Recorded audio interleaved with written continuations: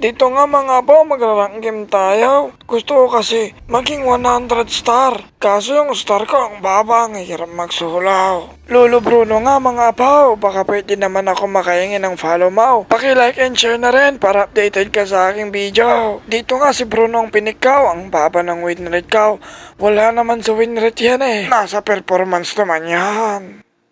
Pinas-forward ko na nga pala mga paw, ayoko kasi kayong pinag-aantay eh. Sinamahan pa nga ako ng tank dito, sabi ko wag na, kaya ko tong mag-isa eh.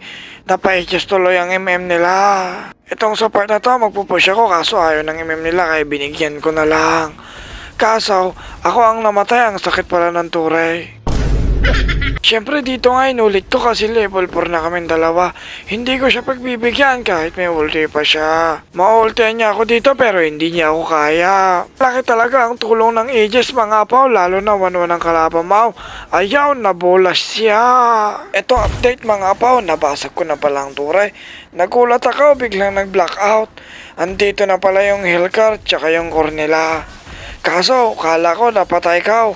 Ako pala ang nabigyan. Ay nakaw. Kakabuhay ko pa nga lang dito. Sinakayagad ako ng Johnson. Hindi niya kasi pinindit yung ultay.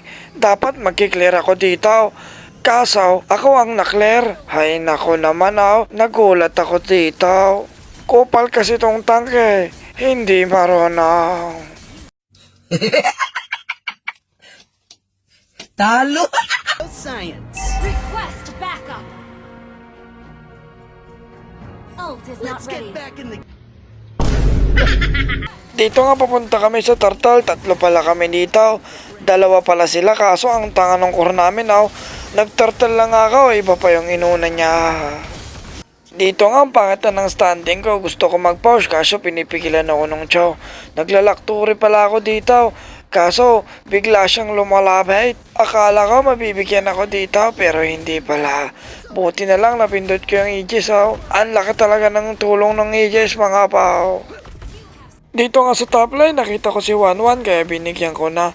Partida, makulubot na ako, kaso tumitigas pa. Okay ka lang? Dito nga mga pao, gusto nang tapusin ng kasama ko. Ang lalambot nila, nabigyan pa yung chudito, kikisim pa nila. Ang lambot pala dito ng core nila, kaso hindi ko pa napatay. Papansin kasi tong Hellcard. Ay, hindi pa rin namatay. Ano ba yan? Kita nyo naman yung damage ko guys. Napakasakay. Dito nga tatapusin na namin. Gusto ko na kasi matulaw. Partida, pumipikit na yung isa kong itlog. Ay, yung mata pala. Ay, ang sakit.